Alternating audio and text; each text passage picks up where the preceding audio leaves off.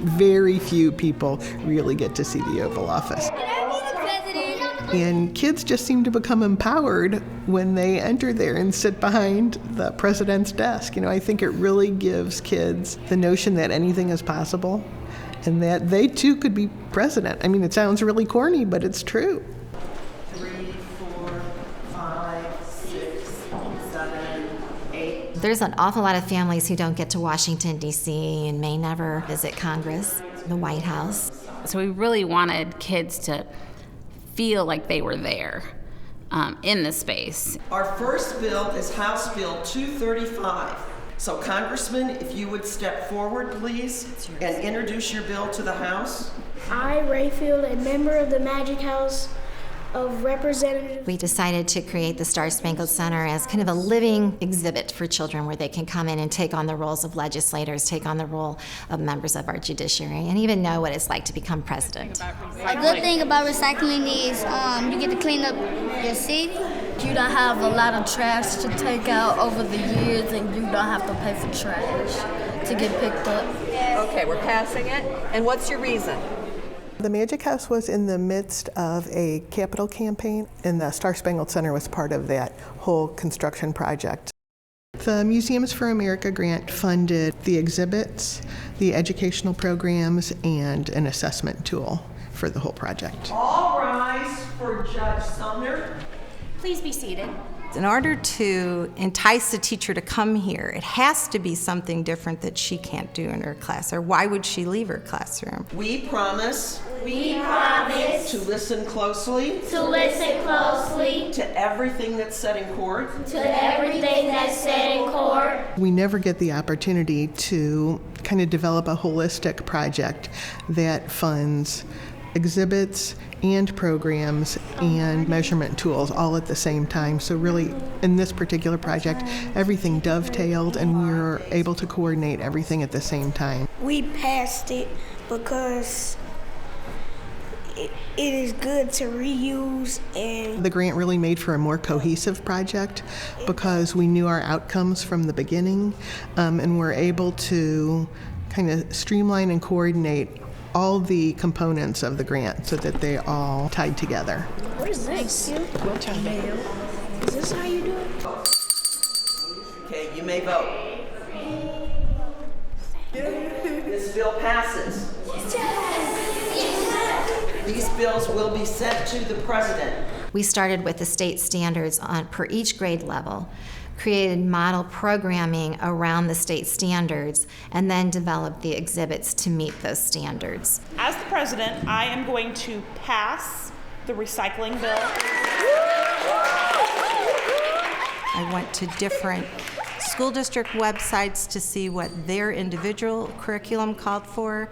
We had to be inventive with the information that we got and say, how can we make this hands-on? How can we invite kids to engage? You two come up and be the plaintiff's lawyers. We need one more chair. Now the plaintiff, that word sounds like complaining to me, so they're always the ones who are complaining about something that happens, the plaintiffs. And this group, the dollars, are defending themselves, so they're on the defense team. Now they also need some lawyers. And the whole role-playing thing, it just gets them to be active members. We wanted them to really practice and participate in all these government processes. And come have a seat in the jury box. The children's experiences at the Star-Spangled Center are designed to provide them with opportunities to really discuss, debate, and look deeply at questions that are not always so black and white. So we're going to have you just turn to each other and talk briefly who you think should win. What we're hoping, in a broad sense, is that they all leave here feeling more engaged and wanting to be better citizens in our democracy. Okay, now it's time to vote.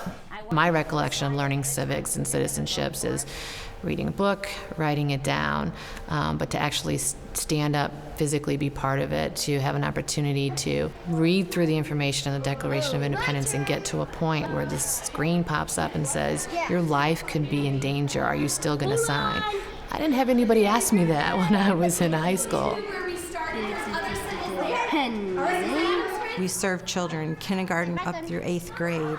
And the middle group is real easy. You know, the younger end was more of a struggle, but they have latched on great.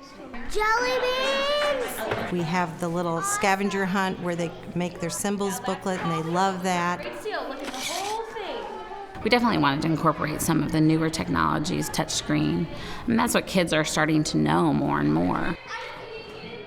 There was a huge interest from the general public in this space. So we kind of quickly had to adapt what we were doing and add in more exhibits that could appeal to families. We've been able to function as a center for civic engagement. We host election watch parties and mock trials for students. We've hosted town hall meetings. We've been able to invite public servants to speak to kids about the role in government. So it's been just such a pleasant surprise in the very many ways we have been able to work with the community. Have a seat in the chair. And say, order in the court. Order in the court. The big picture for the Magic House was to teach kids how to be active and engaged citizens and to really experience democratic processes before they reach adulthood, so they really know what they can look forward to and how even kids can have a role in governance of some kind, whether it's on the school student council or in their communities. It's been extremely successful. I don't even have to try to fill these appointments. They just call me and say they want to come. I came last year, it was great, we want to come back.